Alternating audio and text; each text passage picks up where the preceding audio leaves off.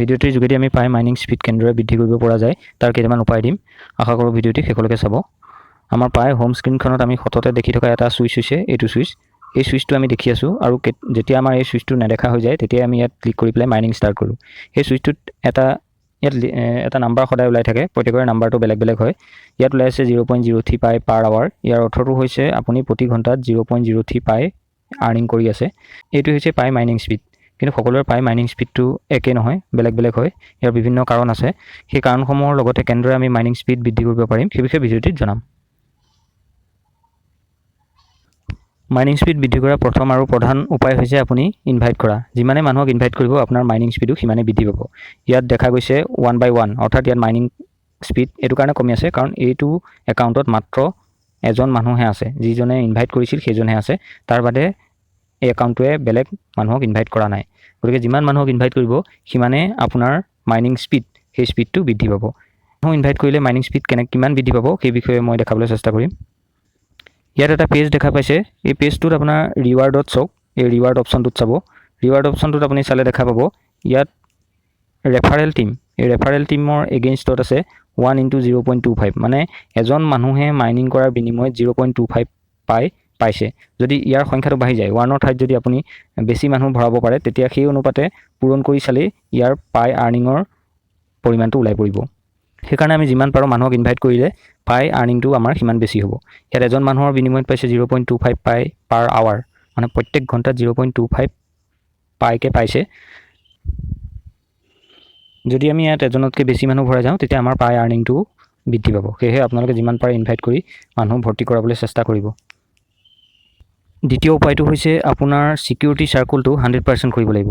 এইটো যিটো 100% দেখা আছে সেইটো আপুনি 100% কৰিব লাগিব। বহুতে নাজানে এইটো 100% কেনেদৰে কৰিব লাগে আৰু বহুতৰে হয়তো কৰাই নাই এতিয়ালৈকে। যদি আপুনি এইটো 100% কৰা নাই তেনেহ'লে আপুনি বহুতো কইন ইতিমধ্যে লছ কৰিছে। ইয়াত 100% কেনেকৈ কৰিব লাগিব মই দেখাই দিম। ইয়াৰ বাবে আপুনি পাই মাইনিং এপটো খুলি লৈ পেলাই এই হোম পেজটোৰ ওপৰফালে 3ডাল আঁচত ক্লিক কৰিলে এই লিষ্টখন ওলাই যাব আৰু লিষ্টখন ওলাই যোৱাৰ লগে লগে আপুনি ক্লিক কৰিব ৰোলত ক্লিক কৰাৰ লগে লগে আপোনাৰ ইয়াত কেইটামান অপশ্যন ওলাই যাব। তাৰ ভিতৰত আপুনি ক্লিক কৰিব এই কণ্ট্ৰিবিউটত ক্লিক কৰিব। কণ্ট্ৰিবিউটত ক্লিক কৰাৰ লগে লগে আপুনি দেখা পাব ইয়াত ছিকিউৰিটি চাৰ্কুল, যিটো ছিকিউৰিটি চাৰ্কুল ইয়াত 100% হৈ আছে, পূৰা গ্ৰীণ হৈ আছে। গতিকে যাৰ এইটো হৈ থকা নাই তেওঁলোকে কি কৰিব লাগিব, এই তলৰ এড এন এক্সিষ্টিং পাই ইউজাৰ তাৰ পৰা 5জন মানুহক ইয়াত এড কৰি দিব লাগিব। এড কৰিবৰ কাৰণে ইয়াত ক্লিক কৰিব লাগিব। ক্লিক কৰাৰ লগে লগে ইয়াত কিছুমান পাই ইউজ কৰি থকা মানুহ ওলাই যাব আৰু ওলাই যোৱাৰ লগে লগে আপুনি ইয়াৰ পৰা ছিকিউৰিটি চাৰ্কুলত 5জন মানুহ এণ্টাৰ কৰি দিব পাৰিব, 5জন মানুহ সোমাই দিব পাৰিব। যিকেইজন মানুহে সাধাৰণতে মাইনিং কৰি থাকে সেইকেইজনক মানুহক সোমোৱালেহে আপোনাৰ লাভ হ'ব, কাৰণ তেতিয়াহে আপুনি কইন বেছিকৈ পাব। যেতিয়া আপুনি সেই 5জন মানুহ ভৰাব তেতিয়াই আপোনাৰ এই ছিকিউৰিটি চাৰ্কুলৰ এইটো 100% দেখা যাব। আৰু এটা উপায় আছে পাই মাইনিং স্পীড বৃদ্ধি কৰা, সেইটো বহুতে নাজানে। সেইটো হৈছে ইউটিলিটি ইউজেছ বোনাছ। এইটো যিটো আপুনি দেখা পাইছে ইউটিলিটি ইউজেছ বোনাছ, এইটো আহে পাই ব্ৰাউজাৰ এপছটো ব্যৱহাৰ কৰাৰ ফলত। আপুনি যিমানে পাই ব্ৰাউজাৰ এপছটো ব্যৱহাৰ কৰিব সিমানে ইয়াৰ এই বোনাছ পইণ্টটো ক্ৰমান্বয়ে বৃদ্ধি পাব। ব্ৰাউজাৰ এপছটোনো ক'ত ব্যৱহাৰ কৰিব? বৰ্তমানটো KYC হৈ গ'ল, গতিকে পাই ব্ৰাউজাৰ এপছটো আপুনি KYC ভেলিডেটৰ কাৰণেও ব্যৱহাৰ কৰিব পাৰে। ভেলিডেটৰ কাৰণে ক্লিক কৰাৰ লগে লগে আপুনি যিহেতু ব্যৱহাৰ কৰিছে, ব্যৱহাৰ কৰাৰ লগে লগে সেই ইউটিলিটি ইউজেছটো বৃদ্ধি পাব।